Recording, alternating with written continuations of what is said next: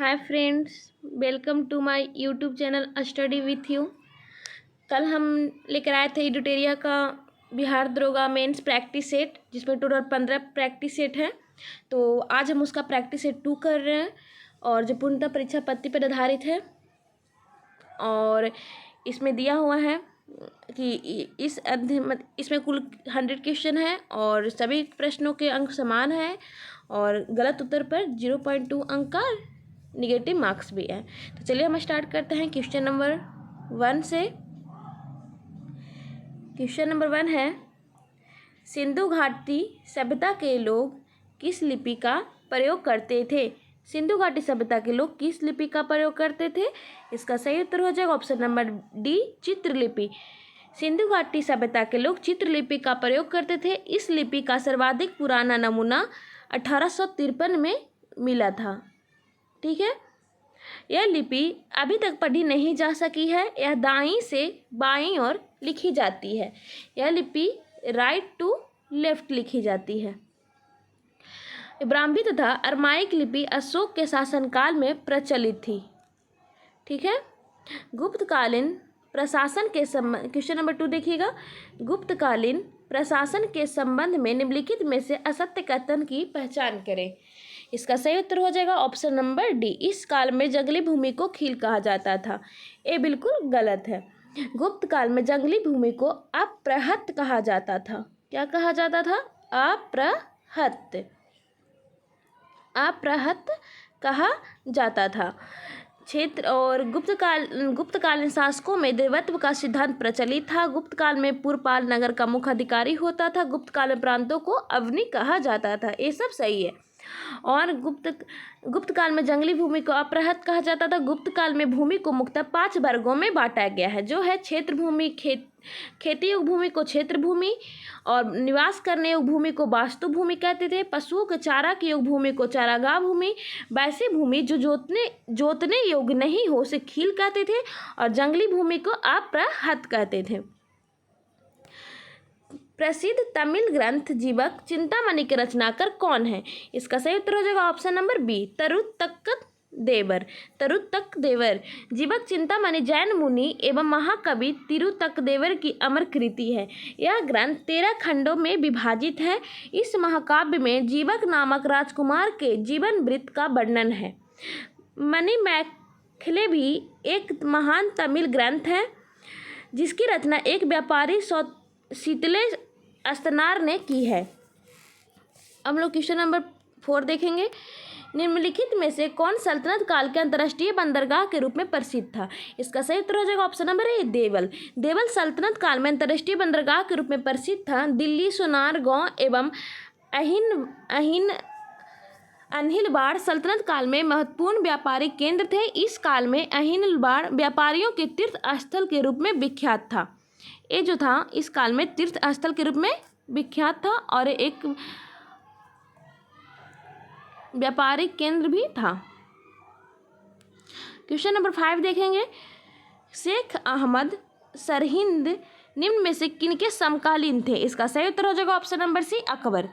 शेख अहमद सरहिंद अकबर के समकालीन थे। इन्होंने भारत में नक्शबंदी सिलसिला का प्रचार किया। बाकी बिल्ला इनके गुरु थे। नक्शबंदी सिलसिला की स्थापना ख्वाजा उबैदुल्ला ने की थी। इस संप्रदाय के लोग को नक्शबंदी इसलिए कहा गया कि ये लोग आध्यात्मिक तत्वों से संबंधित तरह तरह के नक्शे बनाकर उसमें रंग भरते थे, इसलिए इनको क्या कहा गया? नक्शबंदी। क्वेश्चन नंबर 6 देखेंगे। सूची 1 एवं सूची 2 को सही सुमेलित करें। तो बलवन हो जाएगा, इसका सही उत्तर हो जाएगा ऑप्शन नंबर बी। बलवन का हो जाएगा 2। बलवन चिहलगानी का अंत बलवन ने किया था, और अकबर ने दास प्रथा का अंत किया था। फिरोज शाह तुगलक ने मूल नियंत्रक के अलाउद्दीन खिलजी रोजगार के दफ्तर की स्थापना। ठीक है, माफ़ कीजिएगा, इसका बलवन हो जाएगा। इसका सही उत्तर हो जाएगा ऑप्शन नंबर बी। आप लोग मिलान कर लीजिएगा।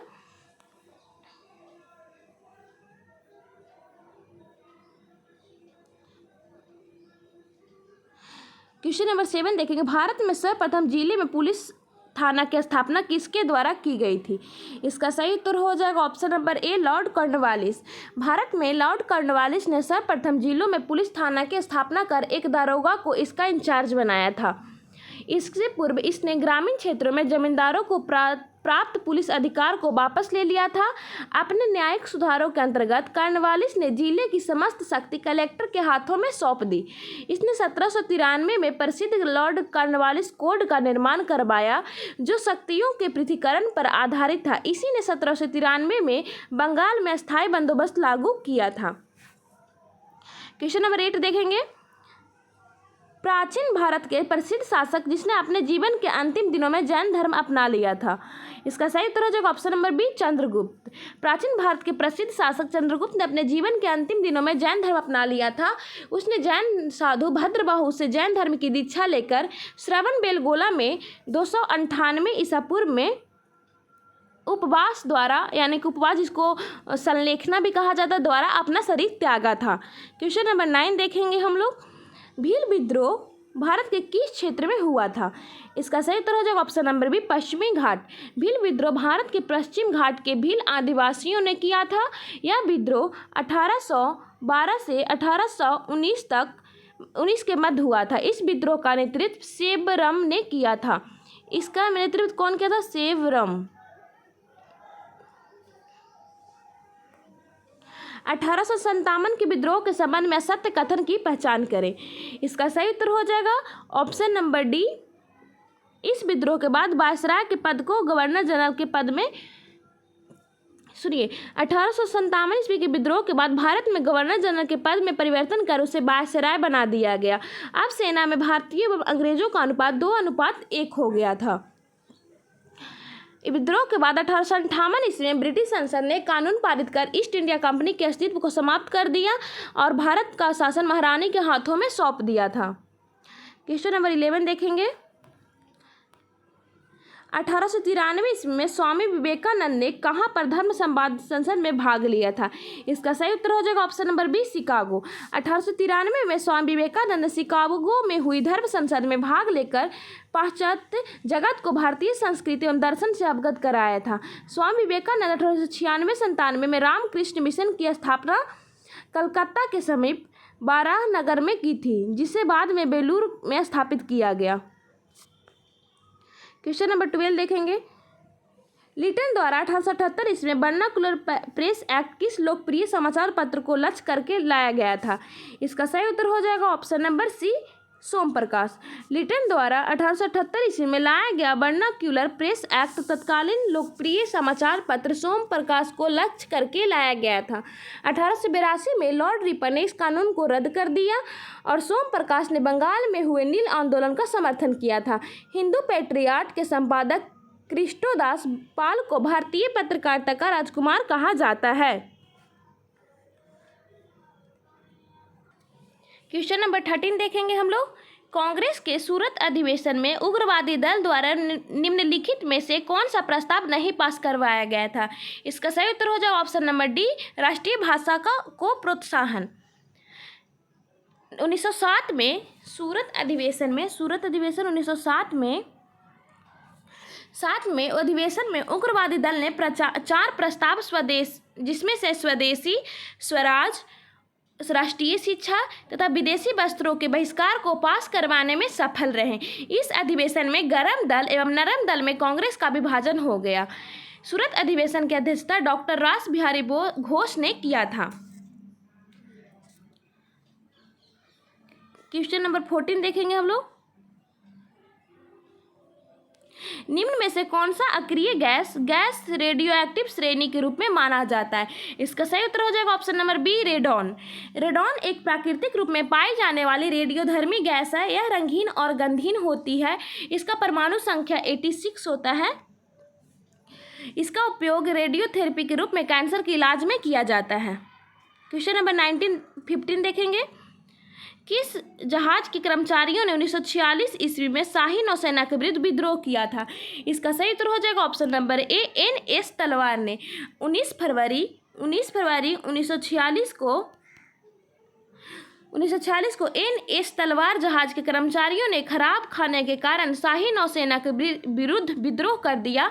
25 फरवरी 1946 को नौसेना के विद्रोहों ने सरदार पटेल के दबाव में आकर समर्पण कर दिया। क्वेश्चन नंबर 16 देखेंगे।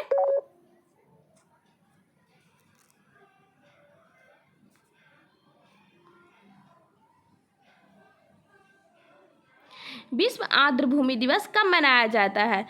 इसका सही उत्तर हो जाएगा ऑप्शन नंबर सी 2 फरवरी।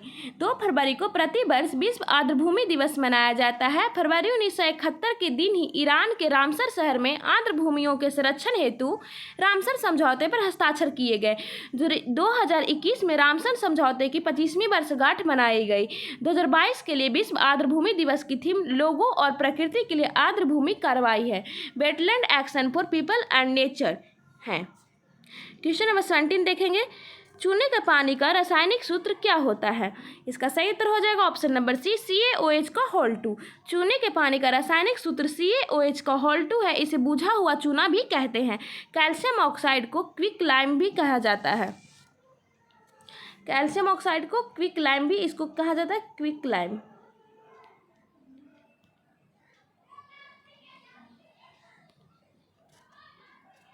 क्वेश्चन नंबर 18 देखेंगे।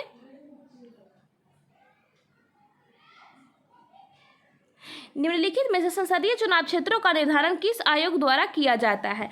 इसका सही उत्तर हो जाएगा ऑप्शन नंबर डी परिसीमन आयोग द्वारा किया जाता है। इसका सही उत्तर हो जाएगा ऑप्शन नंबर डी परिसीमन आयोग। परिसीमन आयोग का प्रमुख कार्य हाल ही की जनगणना के आधार पर विभिन्न विधानसभाओं एवं लोकसभाओं के निर्वाचन क्षेत्रों की सीमा को पुनः सीमांकन करना होता है। परिसीमन आयोग के आदेशों को किसी भी न्यायालय में चुनौती नहीं दी जा सकती है। परिसीमन आयोग के आदेशों को लोकसभा एवं संबंधित राज्य विधानसभा में रखा जाता है, किंतु लोकसभा एवं राज्य विधानसभाएं परिसीमन आयोग के आदेशों में कोई सुधार या संशोधन नहीं कर सकती है। क्वेश्चन नंबर 19 देखेंगे।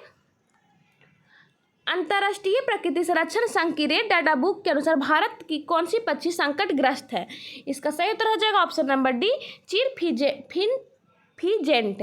अंतर्राष्ट्रीय प्रकृति संरक्षण संघ की रेड डाटा बुक के अनुसार भारत की चीर फिजेंट संकटग्रस्त पक्षी है। यह पक्षी कश्मीर, हिमाचल एवं उत्तराखंड के हिमालयी क्षेत्रों में पाया जाता है। क्वेश्चन नंबर 20 देखेंगे। निम्नलिखित में से सबसे ज्यादा हानिकारक वायु प्रदूषक कौन है? इसका सही उत्तर हो जाएगा ऑप्शन नंबर ए सल्फर डाइऑक्साइड। सर्वाधिक हानिकारक वायु प्रदूषक सल्फर डाइऑक्साइड यानी कि SO2 है। SO2 की उत्पत्ति पेट्रोल, डीजल एवं कोयला के जलने से होती है। इसकी वजह से दमा, खांसी, फेफड़ा संबंधी रोग, आंखों में जलन, सिर दर्द, सांस लेने में कठिनाई आदि परेशानी होती है। दूसरी तरफ SO2 गैस वातावरण की नमी को अवशोषित कर सल्फ्यूरिक अम्ल बनाती है, जिससे अम्ल वर्षा होती है। इस प्रकार इसे सर्वाधिक घातक एवं वायु प्रदूषक माना जाता है। क्वेश्चन नंबर 21 देखेंगे। कार में बैठा यात्री कार के अचानक चलने पर पीछे की ओर गिर जाता है, इसकी सही व्याख्या करता है। इसका सही आंसर हो जाएगा ऑप्शन नंबर सी संवेग संरक्षण का सिद्धांत। माफ कीजिएगा, इसका सही उत्तर हो जाएगा ऑप्शन नंबर डी न्यूटन का प्रथम गति नियम। न्यूटन के प्रथम गति नियम या जड़त्व के नियम के अनुसार बाह्य बल के अभाव में किसी वस्तु में अपनी विरामावस्था एवं समान गति की अवस्था को बनाए रखने की प्रवृत्ति होती है। इसी कारण कार में बैठे यात्री कार के अचानक चलने से पीछे की ओर झुक जाते हैं, क्योंकि यात्रा के शरीर का निचला भाग गाड़ी के साथ चलने लगता है और ऊपरी भाग जड़त्व के कारण विरामावस्था में ही बना रहता है। क्वेश्चन नंबर 22 देखेंगे। सौर सेलों के निर्माण में मुख्यतः किसका प्रयोग किया जाता है? इसका सही उत्तर हो जाएगा ऑप्शन नंबर सी सिलिकॉन। सौर सेलों के निर्माण में सिलिकॉन का प्रयोग किया जाता है। वर्तमान समय में सिलिका के अलावा गैलियम का भी उपयोग सौर सेल बनाने में किया जाता है। याद रखिएगा, गैलियम का भी उपयोग सौर सेल बनाने में किया जा रहा है। पहला व्यवहारिक सौर सेल 1954 में बनाया गया था, 1954 में बनाया गया था। क्वेश्चन नंबर 23 देखेंगे। प्रतिध्वनि सुनाई देने के लिए श्रोता और प्रवर्तक के बीच की दूरी कम से कम कितनी होनी चाहिए? इसका सही उत्तर हो जाएगा ऑप्शन नंबर डी 17 मीटर। प्रतिध्वनि सुनने के लिए श्रोता एवं प्रवर्तक के बीच की दूरी लगभग 17 मीटर होनी चाहिए। यदि यह दूरी 17 मीटर से कम होगी तो दोनों ध्वनियाँ मिल जाएगी, वह हमें प्रतिध्वनि सुनाई नहीं देगी। समुद्र की गहराई, वायुयान की ऊंचाई, कुओं की गहराई इत्यादि मापने के लिए प्रतिध्वनि का उपयोग किया जाता है। क्वेश्चन नंबर 24 देखेंगे।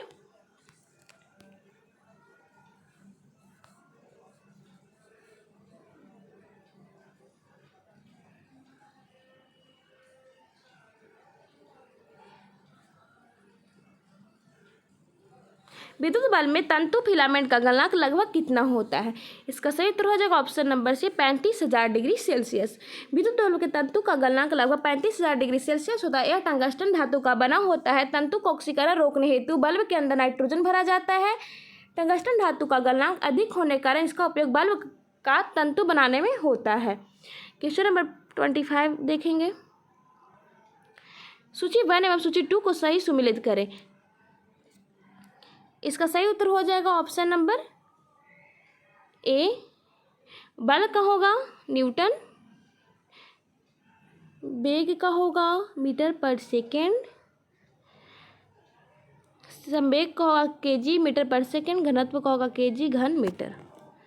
क्वेश्चन नंबर 26 देखेंगे। गन्ने के शक्कर से सिरका बनाने में निम्नलिखित में किस उत्प्रेरक का प्रयोग किया जाता है? इसका सही उत्तर हो जाएगा ऑप्शन नंबर बी माइकोडमी एसीटी। गन्ने के शक्कर से सिरका बनाने में माइकोडमी एसीटी का प्रयोग उत्प्रेरक के रूप में किया जाता है। इन्वर्टेज एंजाइम का प्रयोग गन्ने के शक्कर से ग्लूकोज एवं फ्रक्टोज बनाने में किया जाता है। डाइस्टेज एंजाइम का प्रयोग स्टार्च से माल्टोज बनाने में होता है। जाइमेज एंजाइम का प्रयोग ग्लूकोज से एथिल एल्कोहल बनाने में होता है। क्वेश्चन नंबर 27 देखेंगे। सूची 1 एवं सूची 2 का सही मिलान करें। इसका सही उत्तर हो जाएगा ऑप्शन नंबर ए।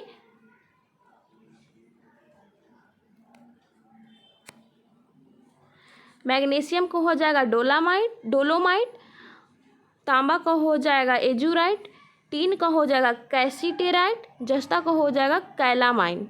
इसका सही उत्तर हो जाएगा ऑप्शन नंबर ए। नीला थोथा का रासायनिक नाम क्या है? इसका सही उत्तर हो जाएगा option number A copper sulphate. नीला थोथा का रासायनिक नाम कॉपर सल्फेट है। इसका जलीय घोल अम्लीय होता है। इसका उपयोग कीटनाशक के रूप में विद्युत सेलों में कॉपर के शुद्धिकरण आदि में किया जाता है। माणिक्य और नीलम रासायनिक रूप से एल्युमिनियम ऑक्साइड के रूप में जाने जाते हैं। क्वेश्चन नंबर 29 देखेंगे। कठोर जल की कठोरता दूर करने के लिए किसका प्रयोग किया जाता है? इसका सही उत्तर हो जाएगा option number C sodium carbonate का। कठोर जल की कठोरता दूर करने हेतु सोडियम कार्बोनेट मिलाया जाता है। कठोर जल में कैल्शियम एवं मैग्नीशियम के क्लोराइड, सल्फेट व बाइकार्बोनेट घुले रहते हैं। इन लवणों की उपस्थिति के कारण ही जल को कठोर हो जाता है। धूप के चश्मे का लेंस बनाने में किस कांच का प्रयोग किया जाता है? इसका सही उत्तर हो जाएगा ऑप्शन नंबर डी क्रूक्स कांच। धूप के चश्मे का लेंस बनाने में क्रूक्स कांच का प्रयोग किया जाता है। कैमरा एवं दूरबीन का लेंस बनाने में फ्लिंट कांच का प्रयोग किया जाता है। पायरेक्स कांच का प्रयोग प्रयोगशाला का उपकरण बनाने में किया जाता है। पायरेक्स कांच का उपयोग प्रयोगशाला के उपकरण बनाने में एवं फ्लिंट कांच का उपयोग कैमरा व दूरबीन के लेंस बनाने में किया जाता है। क्वेश्चन नंबर 31 देखेंगे। कोशिका में प्रोटीन का संश्लेषण कहाँ संपन्न होता है? इसका सही उत्तर हो जाएगा ऑप्शन नंबर बी राइबोसोम में। कोशिका में राइबोसोम में प्रोटीन का संश्लेषण होता है, इसलिए इसे प्रोटीन की फैक्ट्री भी कही जाती है। माइटोकॉन्ड्रिया को कोशिका का पावर हाउस कहा जाता है। माइटोकॉन्ड्रिया को कोशिका का पावर हाउस कहा जाता है। क्वेश्चन नंबर 32 देखेंगे। दूध के पाश्चराइजेशन हेतु कितना तापमान पर 30 मिनट तक गर्म किया जाता है? इसका सही उत्तर हो जाएगा option number C 65 degree Celsius. दूध के पाश्चरीकरण हेतु 2 विधियों का प्रयोग किया जाता है। पहली विधि लो टेम्परेचर होल्डिंग मेथड्स में दूध को 65 डिग्री सेल्सियस ताप पर 30 मिनट तक गर्म करते हैं। दूसरी विधि high temperature short time method में दूध को 70 डिग्री सेल्सियस पर 15 सेकेंड तक गर्म करते हैं। क्वेश्चन नंबर 33 देखेंगे। पौधे को प्रकाश संश्लेषण के दौरान निम्न में से किसकी आवश्यकता नहीं होती? इसका सही उत्तर हो जाएगा ऑप्शन नंबर बी ऑक्सीजन। पौधे को प्रकाश संश्लेषण हेतु जल, प्रकाश, क्लोरोफिल एवं कार्बन डाइऑक्साइड की आवश्यकता होती है। ऑक्सीजन की आवश्यकता नहीं होती, बल्कि इस दौरान ऑक्सीजन मुक्त होता है। क्वेश्चन नंबर 34 देखेंगे। निम्नलिखित में से कौन एक कीटभक्षी पौधा है? इसका सही उत्तर हो जाएगा ऑप्शन नंबर ए बटरबर्ड। ब्लेडरबर्ड, बटरबर्ड, ड्रोसरा आदि कीटभक्षी पौधे का उदाहरण है। ये पौधे अपने लिए पोषक तत्व प्राप्त करने हेतु कीटों का भक्षण करते हैं। क्वेश्चन नंबर 35 देखेंगे। सूची 1 और सूची 2 का सही मिलान करें। तो इसका सही उत्तर हो जाएगा आम का हो जाएगा मध्य फल भीति, सेब का हो जाएगा गुद्देदार पुष्पासन, टमाटर का हो जाएगा गुद्देदार एरिल, टमाटर का हो जाएगा बेरी, लीची का हो जाएगा गुद्देदार एरिल। इसका सही उत्तर हो जाएगा ऑप्शन नंबर सी। 36 देखेंगे, ग्वाइटर नामक बीमारी मनुष्य में निम्नलिखित में से किसकी कमी के कारण होता है? इसका सही उत्तर हो जाएगा option number D, iodine. Goitre नामक बीमारी आयोडीन मनुष्य में आयोडीन की कमी से होता है। मनुष्य में थायराइड ग्रंथि से उत्पन्न होने वाला हार्मोन थायरोक्सिन कहलाता है, जिसमें आयोडीन की प्रचुरता होती है। भोजन और पानी में थायरोक्सिन के उत्पादन हेतु आयोडीन अनिवार्य होता है। आयोडीन की कमी से मनुष्य में थायराइड ग्रंथि के आकार में वृद्धि हो जाती है, जिसे गोइटर या ग्वाइटर कहा जाता है। क्वेश्चन नंबर 37 देखेंगे, उल्टी वोमिटिंग का नियंत्रण मस्तिष्क का कौन सा भाग करता है? इसका सही उत्तर हो जाएगा option number D, medulla oblongata. उल्टी का नियंत्रण मेडुला ऑब्लांगेटा के द्वारा किया जाता है। मस्तिष्क का सबसे पीछे का भाग होता है। इसकी मुख्य कार्य उपापचय, रक्तदाब, आहार नाल के क्रमकुंचन, हृदय की धड़कन तथा श्वसन का नियंत्रण करना होता है। क्वेश्चन नंबर 38 देखेंगे, मानव रक्त के संबंध में कौन सा कथन सही नहीं है? इसका सही उत्तर हो जाएगा ऑप्शन नंबर बी, प्लाज्मा रक्त का जीवित तरल भाग होता है। प्लाज्मा रक्त का जीवित तरल भाग होता है। रक्त का लगभग 60% भाग प्लाज्मा होता है। मानव शरीर में रक्त की मात्रा शरीर के भाग का 7% होती है। रक्त एक क्षारीय विलयन होता है। इसका पीएच मान 7.4 होता है। एक वयस्क मनुष्य में औसतन 5 से 6 लीटर रक्त होता है। क्वेश्चन नंबर 39 देखेंगे,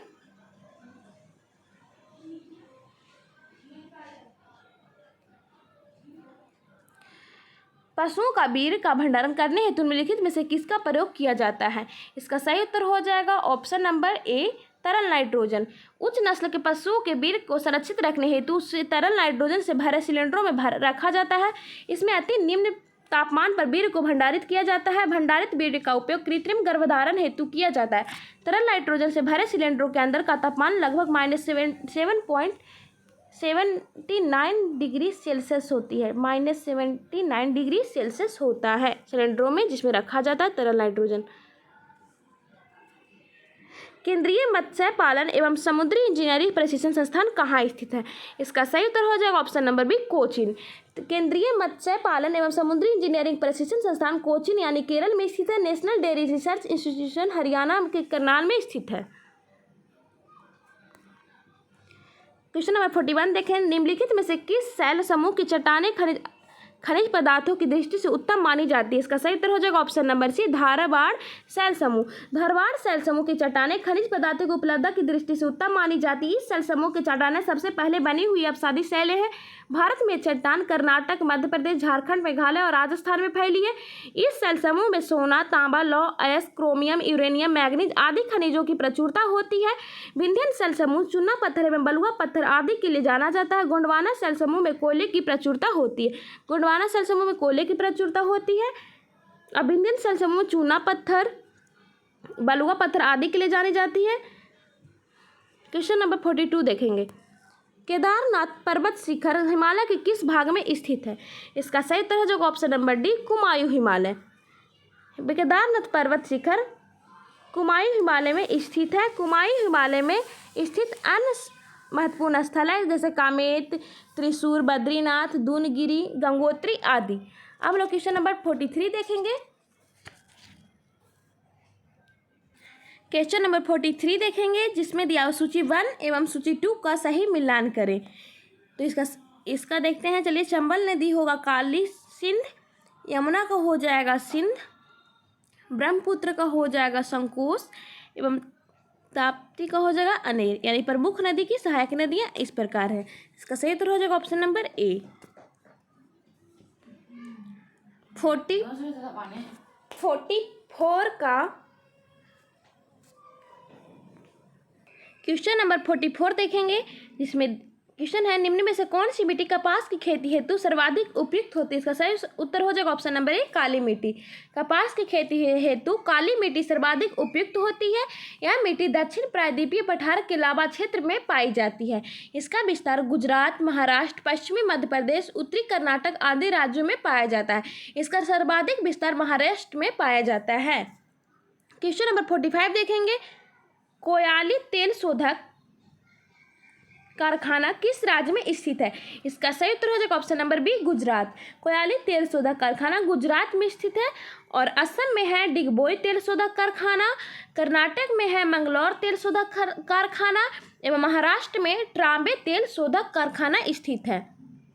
क्वेश्चन नंबर 46 देखेंगे, जनगणना 2011 के अनुसार सर्वाधिक 10 की जनसंख्या वृद्धि दर वाले राज्यों एवं केंद्र शासित क्षेत्र को घटते क्रम में सजाए। इसका सही उत्तर हो जाएगा ऑप्शन नंबर बी, मेघालय में 27.9% है, अरुणाचल प्रदेश में 26% है, बिहार में 25.4% है, जम्मू कश्मीर में 23.6% है। क्वेश्चन नंबर 47 देखेंगे हम लोग। बागरी बहुउद्देशीय नदी घाटी परियोजना किस राज्य में स्थित है? इसका सही उत्तर हो जाएगा ऑप्शन नंबर सी, मध्य प्रदेश। बागरी बहुउद्देशीय परियोजना बागरी नदी पर मध्य प्रदेश में स्थित है।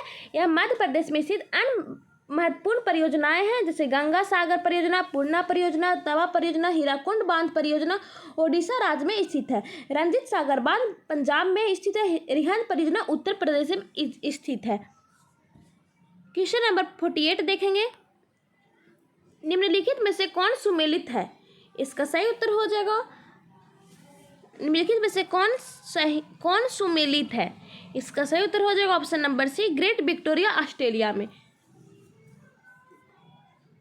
इसका माफ कीजिएगा, इसका सही उत्तर हो जाएगा ऑप्शन नंबर डी, सही सब जो है सही सुमेलित है। Gobi Asia, Kalahari Africa, Great Victoria Australia में। गोबी मरुस्थल रेगिस्तान कहाँ है? एशिया में। कालाहारी रेगिस्तान अफ्रीका में। ग्रेट विक्टोरिया कहाँ है? ऑस्ट्रेलिया में। यानी कि सभी सही सुमेलित है।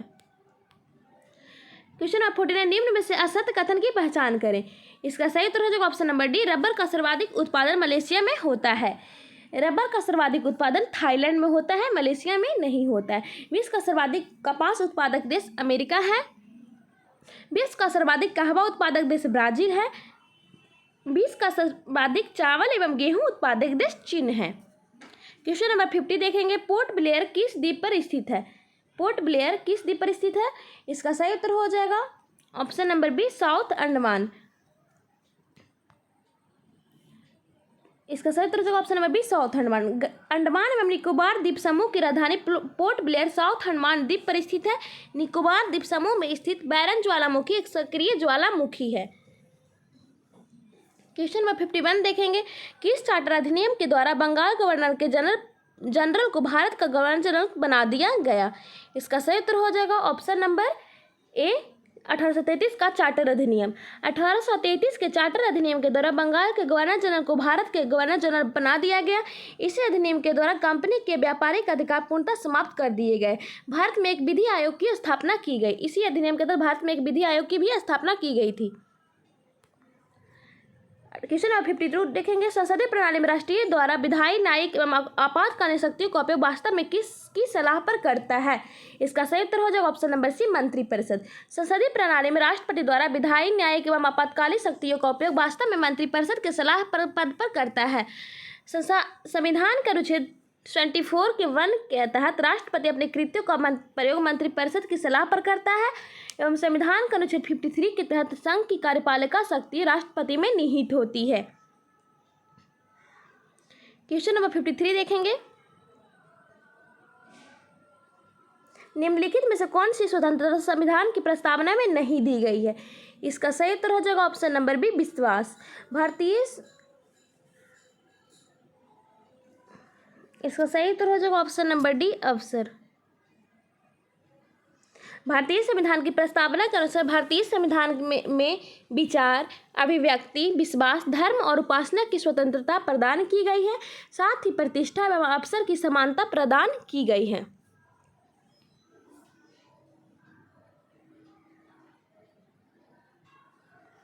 क्वेश्चन नंबर 54 देखेंगे। भारतीय संविधान के विदेशी स्रोत के संबंध में निम्नलिखित में से कौन से जोड़े का सही गलत मिलान है? इसका सही उत्तर हो जाएगा ऑप्शन नंबर बी, कनाडा का संसदीय शासन।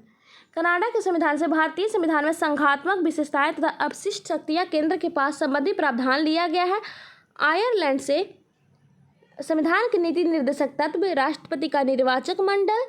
ऑस्ट्रेलिया से संविधान से प्रस्तावना की भाषा तथा संवर्ती सूची संबंधी प्रावधान लिया गया है। क्वेश्चन नंबर 55 देखेंगे।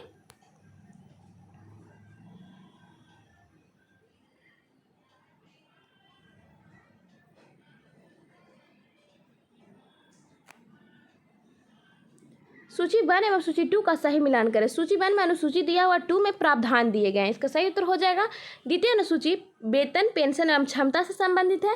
तृतीय अनुसूची शपथ ग्रहण से संबंधित है। षष्ठी अनुसूची जनजातीय क्षेत्रों की प्रशासन। 60वीं अनुसूची भाषाई प्रावधान से संबंधित है। इसका सही उत्तर हो जाएगा ऑप्शन नंबर ए। 56 देखेंगे, बिहार किस क्षेत्रीय परिषद के अंतर्गत आता है? इसका सही उत्तर हो जाएगा ऑप्शन नंबर डी, पूर्वी क्षेत्रीय परिषद। बिहार पूर्वी क्षेत्रीय परिषद के अंतर्गत आता है। इसमें बिहार के अलावा पश्चिम बंगाल, उड़ीसा, झारखंड, असम, सिक्किम, मणिपुर, त्रिपुरा, मेघालय, नागालैंड, अरुणाचल प्रदेश तथा मिजोरम आते हैं। भारत में कुल 5 क्षेत्रीय परिषद है। इनका गठन राष्ट्रपति के द्वारा किया जाता है। केंद्रीय गृह मंत्री या राष्ट्रपति द्वारा मनोनीत केंद्रीय मंत्री क्षेत्रीय परिषद का अध्यक्ष होता है। क्वेश्चन नंबर 57 देखेंगे, अब तक कितने पूर्व राष्ट्रपतियों को भारत रत्न से सम्मानित किया जा चुका है? इसका सही उत्तर हो जाएगा ऑप्शन नंबर डी, 6 राष्ट्रपतियों। भारत के कुल 6 राष्ट्रपतियों को अब तक भारत रत्न से सम्मानित किया जा चुका है।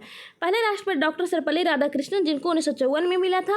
राजेंद्र प्रसाद को 1962 में, जाकिर हुसैन को 1963 में, एपीजे अब्दुल कलाम को 1997 में, डॉक्टर बीबी गिरी को 1975 में एवं प्रणब मुखर्जी को 2019 में दिया गया है भारत रत्न।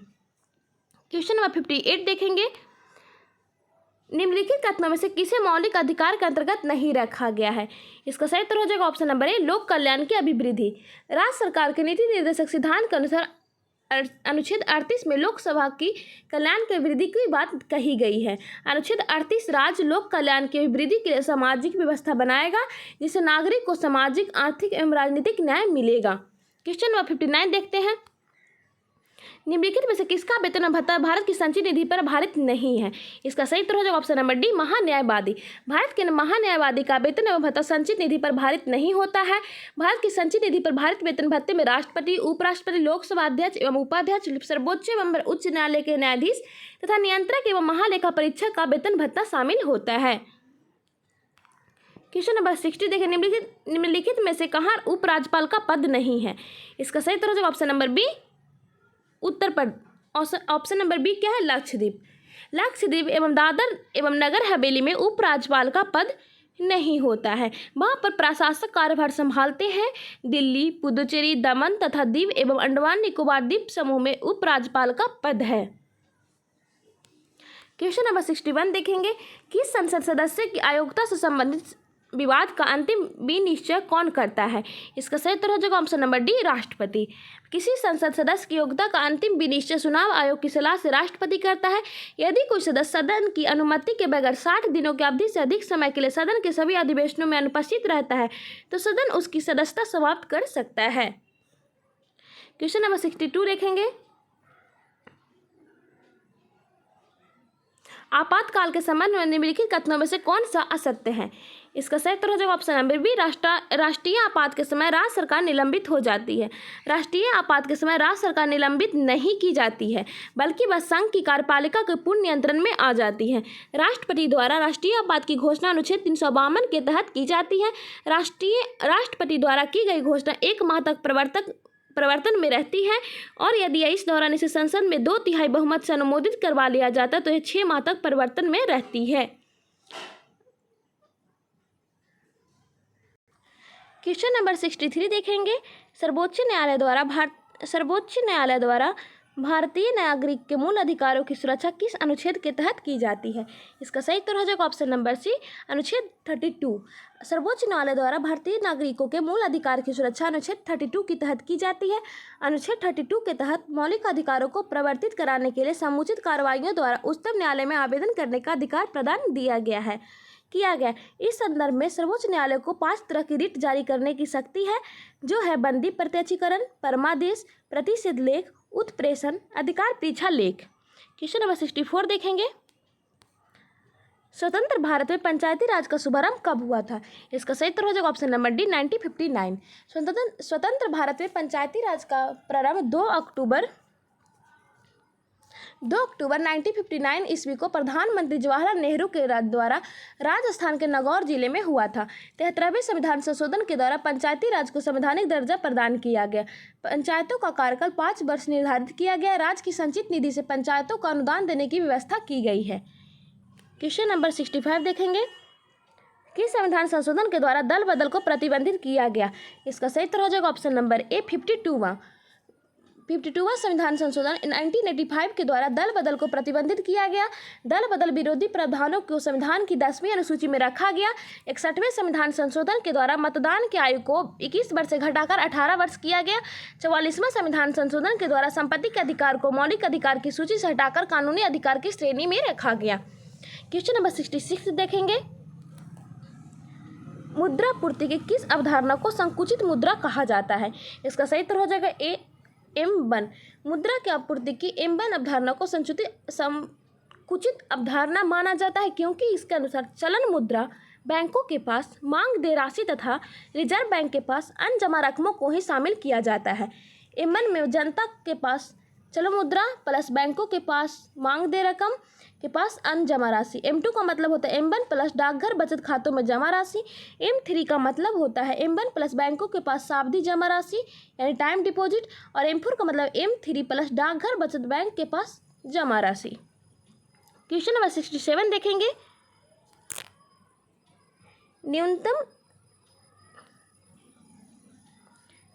न्यूनतम समर्थन मूल्य की सिफारिश निम्नलिखित में से किस संस्था द्वारा की जाती है?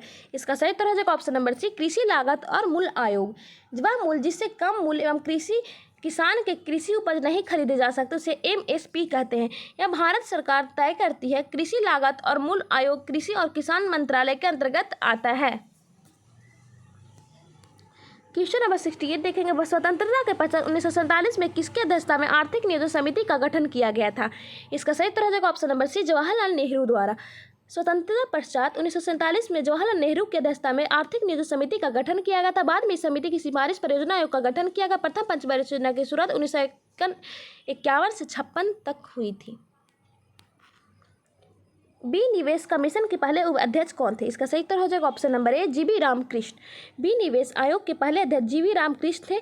1996 में बी निवेश के मुद्दे पर समीक्षा सुझाव एवं विनिमय के लिए बी निवेश कमीशन का गठन किया गया था 1996 में।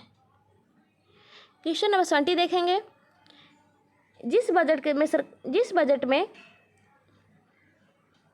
कुल आय एवं कुल व्यय बराबर हो तो उसे क्या कहा जाता है? इसका सही उत्तर हो जाएगा ऑप्शन नंबर सी संतुलित बजट। 20 बजट में सरकार की कुल सार्वजनिक व्यय तथा कुल सार्वजनिक आय बराबर होती है उसे संतुलित बजट कहते हैं। इस प्रकार की बजट में न तो अधिक की स्थिति और न ही घाटे की स्थिति होती है। क्वेश्चन नंबर 21 देखेंगे,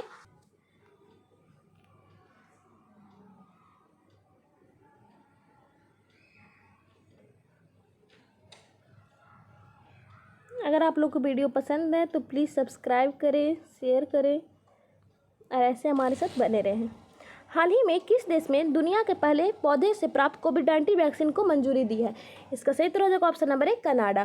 प्लांट आधारित कोविड-19 वैक्सीन के उपयोग को मंजूरी देने वाला कनाडा दुनिया का पहला देश बन गया है। इस वैक्सीन को प्रभाव दर 70 से 72% है। क्वेश्चन नंबर 22 देखेंगे, भारतीय प्रतिभूति एवं विनिमय बोर्ड की पहली महिला प्रमुख कौन बनी है? इसके सही आंसर हो जाएगा ऑप्शन नंबर सी माधवीपुरी, यानी कि सेबी। जो सेबी है उसकी पहली महिला प्रमुख माधवीपुरी बनी है। इन्होंने अजय त्यागी का स्थान लिया है। क्वेश्चन नंबर 23 देखेंगे, हाल ही में किस मंत्रालय द्वारा माई पार्किंग ऐप को जारी किया गया है? इसका सही उत्तर हो जाएगा ऑप्शन नंबर डी सूचना एवं प्रसारण मंत्रालय के द्वारा वाहन की पार्किंग ऑन स्पॉट तथा अग्रिम बुकिंग हेतु माई पार्किंग ऐप जारी किया गया है। क्वेश्चन नंबर 24 देखेंगे,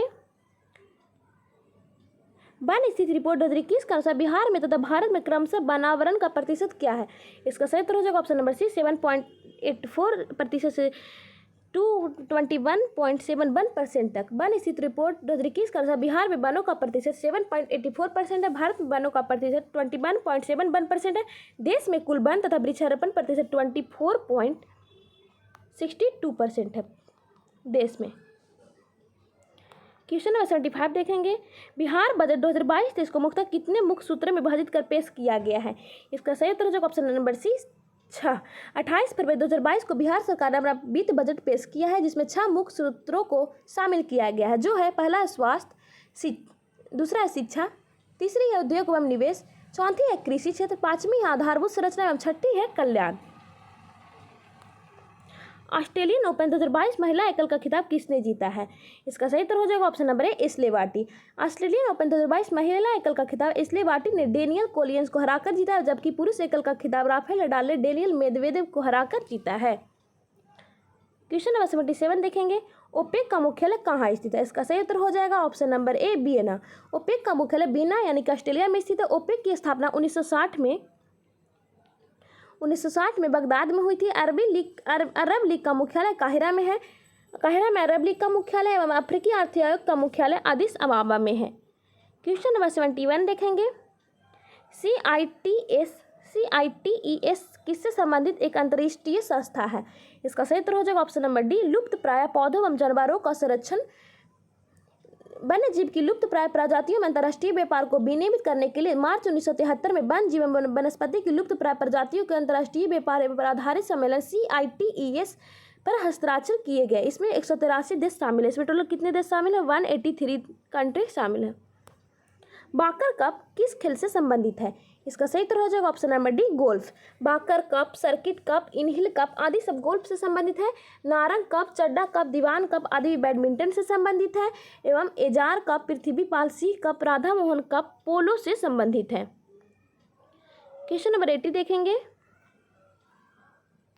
सबसे कम घनत्व वाला ग्रह है? इसका सही उत्तर हो जाएगा ऑप्शन नंबर सी, शनि। शनि सबसे कम घनत्व वाला ग्रह है। यह आकार में दूसरा सबसे बड़ा ग्रह है। इसकी प्रमुख विशेषता इसके चारों ओर बला का होना है। आकाश में यह पीले तारे के समान दिखाई देता है। शनि का सबसे बड़ा उपग्रह टाइटन है। क्वेश्चन नंबर 81 देखेंगे, यदि प्लस का अर्थ गुना हो, माइनस का अर्थ भागा हो, गुने का अर्थ प्लस हो तो भागे का अर्थ माइनस हो तो 208 - 4 + 3 भागा 23 गुना 57 का मान क्या होगा? इसका सही उत्तर हो जाएगा ऑप्शन नंबर ए। रीजनिंग आप लोग के लिए दिया हुआ है। 82 का मैं आप लोग का स्क्रीनशॉट लेकर इसको सॉल्व कीजिए। मैं आप लोग को उत्तर बता देती हूँ। इस 82 का आंसर होगा 90। 83 का आंसर होगा उत्तर ए। 84 का आंसर होगा आंसर बी। 85 का होगा 85 का होगा ऑप्शन नंबर सी, सही उत्तर होगा। 86 का होगा महिला शुद्धकर्ता अंतर्मुखी। 86 का होगा ऑप्शन सी। 87 का होगा ऑप्शन नंबर बी, सही उत्तर। 88 का होगा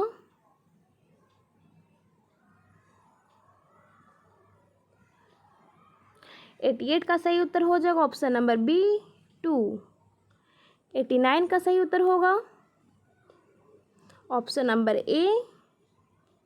90 का सही उत्तर हो जाएगा ऑप्शन नंबर सी। आप लोग का स्क्रीनशॉट ले लीजिए। 91 का सही उत्तर होगा ऑप्शन नंबर डी, अप्रवर्तित। 92 का सही उत्तर हो जाएगा option number C, 60 kilometre per hour. 93 का आंसर हो जाएगा ऑप्शन नंबर डी, 20 लीटर। 94 क्या है? एक किले में 150 सिपाहियों के लिए 45 दिनों तक के लिए खाद्य सामग्री थी। यदि 10 दिनों के बाद 25 सिपाही किला छोड़कर चले गए तो शेष सिपाहियों के लिए खाद्य सामग्री कितने दिनों तक चलेगी? आप लोग इसको सॉल्व कर लीजिएगा। इसका सही उत्तर मैं बता देती हूँ, ऑप्शन नंबर सी, 42 डेज होगा। चावल के मूल्य में 20% कमी होने से एक व्यक्ति 77 रुपये में 3.5 kg अधिक चावल खरीद सकता है। चावल की मूल कीमत कितनी थी? इसका सही उत्तर हो जाएगा ऑप्शन नंबर सी, 96। साधारण ब्याज की कितनी देर पर एक राशि 15 वर्षों में दुगनी हो जाएगी? इसका सही उत्तर हो जाएगा ऑप्शन नंबर बी।